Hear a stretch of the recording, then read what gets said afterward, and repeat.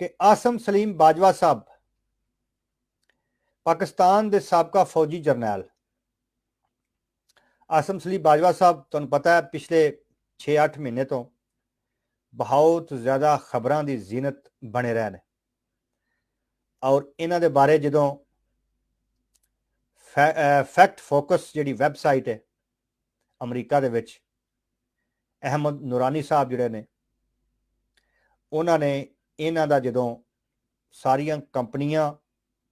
और अरबां रुपया इन्हां दा जदों बेनकाब किया और अवामे पाकिस्तान नूं दस्सिया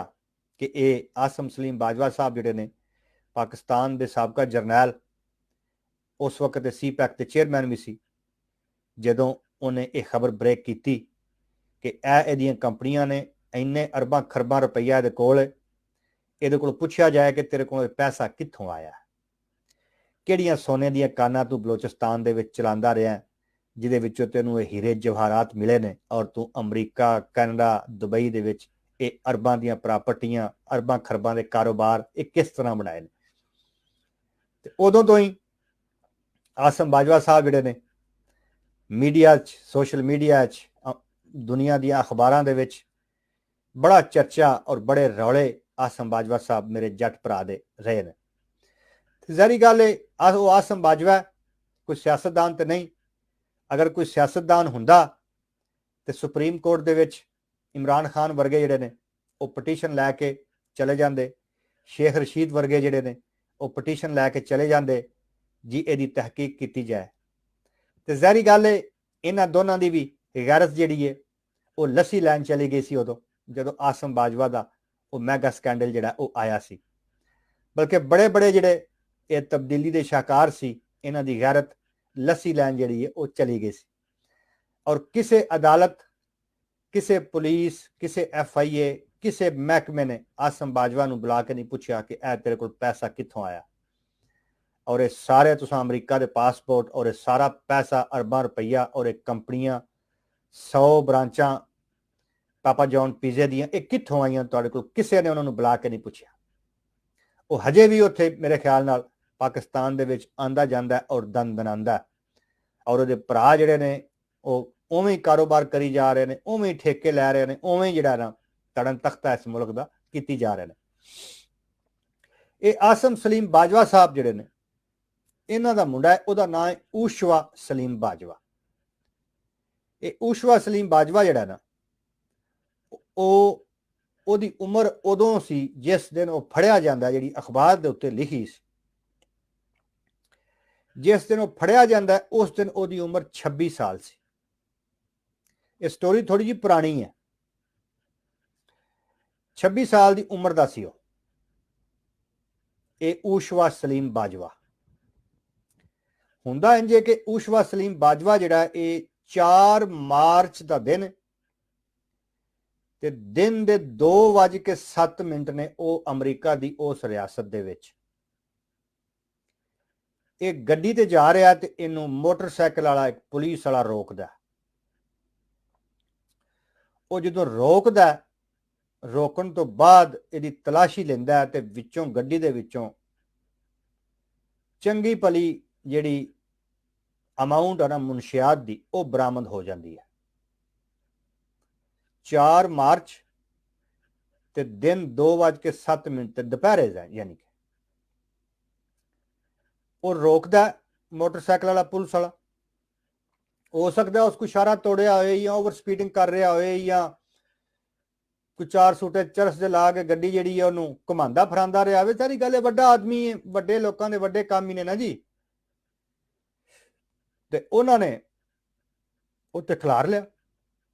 खिलार के उन्हें तलाशी ली गड्डी दे विचों कोई टोकरी मुनशात दी निकल आई कोई छापर उन्होंने उत्थे उन्होंने गिरफ्तार कर लिया गिरफ्तार करन तो बाद उन्होंने लै जांदे ने वो थाने तो बाद फिर अगले दिन उन्होंने अदालत दे विच पेश करते हैं ये उन्हों दा कानून और कानून ये वे कि अगले दिन ही जमानत शख्सी जमानत कैश जमानत उन्होंने कहते हैं वो उत्ते हो जाती है ਔਰ ਉਸ ਤੋਂ ਬਾਅਦ ਫਿਰ ਕੇਸ ਚੱਲਦਾ ਹੈ, ਜਦੋਂ ਪ੍ਰੋਸੀਕਿਊਸ਼ਨ ਔਰ ਸਾਰੇ ਡਿਪਾਰਟਮੈਂਟ ਜਿਹੜੇ ਨੇ ਪੁਲਿਸ ਔਰ ਬਹਿ ਕੇ ਕੇਸ ਤਿਆਰ ਕਰਦੇ ਨੇ। ਕੇਸ ਤਿਆਰ ਕਰਨ ਤੋਂ ਬਾਅਦ ਫਿਰ ਉਹਦਾ ਪਾਸਪੋਰਟ ਵਗੈਰਾ ਰੱਖ ਲੈਂਦੇ ਨੇ ਜ਼ਮਾਨਤ ਤੇ, ਫਿਰ ਉਹਦਾ ਕੇਸ ਚੱਲਦਾ ਤਾਂ ਕਿ ਮੁਲਕ ਨਾ ਛੱਡ ਜਾਏ ਜਾਂ ਨਸ ਨਾ ਜਾਏ। ਉਹ ਫਿਰ ਜੋ ਜਿੰਨੀ ਕੁ ਸਟੋਰੀ 3-4 ਅਖਬਾਰਾਂ ਤੋਂ ਸਾਨੂੰ ਲੱਭੀ, ਉਹਦੇ ਮੁਤਾਬਕ ਇਹ ਹੁੰਦਾ ਕਿ ਉਹਨੂੰ ਗ੍ਰਿਫਤਾਰ ਕਰਕੇ ਥਾਣੇ ਲੈ ਕੇ ਜਾਂਦੇ ਨੇ। ਅਗਲੇ ਦਿਨ ਅਦਾਲਤ ਪੇਸ਼ ਕਰਦੇ ਨੇ। ਅਦਾਲਤ ਦੇ ਵਿੱਚ ਜਦੋਂ ਪੇਸ਼ ਕਰਦੇ ਨੇ, $500 ਦੀ ਸ਼ਖਸੀ ਜ਼ਮਾਨਤ ਜਿਹੜੀ ਹੈ ਉਹ ਉਹਦੇ ਤੇ ਉਹਨੂੰ ਛੱਡ ਦਿੰਦੇ ਨੇ। ਔਰ ਉਸ ਤੋਂ ਬਾਅਦ ਉਹਦਾ ਕੇਸ ਜਿਹੜਾ ਉਹ ਪ੍ਰੋਸੀਕਿਊਸ਼ਨ ਡਿਪਾਰਟਮੈਂਟ ਨੂੰ ਘੱਲ ਦਿੰਦੇ ਨੇ ਕਿ ਇਹ ਅੱਗੇ ਹੁਣ ਕੇਸ ਚੱਲੇਗਾ, ਤਿਆਰੀ ਤੁਸੀਂ ਵੀ ਕਰ ਲਓ ਤੇ ਉਹਦੇ ਵਕੀਲ ਵੀ ਤਿਆਰੀ ਕਰ ਲੈਣ। ਤੇ ਉਸ ਤੋਂ ਬਾਅਦ ਫਿਰ ਕੇਸ ਜਿਹੜਾ ਉਹ ਚੱਲਦਾ, ਮਹੀਨਾ ਚੱਲੇ, 2 ਚੱਲੇ, 6 ਮਹੀਨੇ ਚੱਲੇ, ਔਰ ਉੱਥੇ ਫਿਰ ਗਵਾਹ ਸਬੂਤ ਉਹ ਸਾਰੀਆਂ ਚੀਜ਼ਾਂ ਪੁਲਿਸ ਨੇ ਜੱਜ ਦੇ ਸਾਹਮਣੇ ਮੁਹੱਈਆ ਕਰਨੀਆਂ ਹੁੰਦੀਆਂ। ਸਾਰੇ ਸਬੂਤ, ਸਾਰੀਆਂ CCTV, ਸਾਰੀਆਂ ਵੀਡੀਓ, ਹਰ ਚੀਜ਼ ਜੋ ਉਹਨਾਂ ਬਰਾਮਦ ਕੀਤਾ ਹੁੰਦਾ, ਉਹਦੀ ਅਮਾਊਂਟ ਕੀ ਆ, ਕਿਆ ਉਹ ਅਮਰੀਕਾ ਦੇ ਵਿੱਚ ਜਿਵੇਂ ਜਾਇਜ਼ ਹੈ ਕਿ ਤੁਸੀਂ 4-5 ਸਿਗਟਾਂ ਦੀ ਚਰਸ ਜਿਹੜੀ ਆਪਣੇ ਕੋਲ ਰੱਖ ਸਕਦੇ ਹੋ,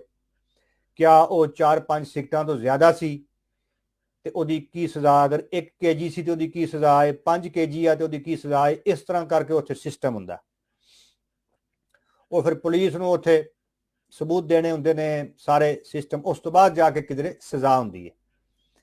ਤੇ ਇੰਨੀ ਕੁ ਸਟੋਰੀ ਜਿਹੜੀ ਉਹ ਸਾਨੂੰ ਲੱਭੀ ਹੈ ਕਿ ਅਗਲੇ ਦਿਨ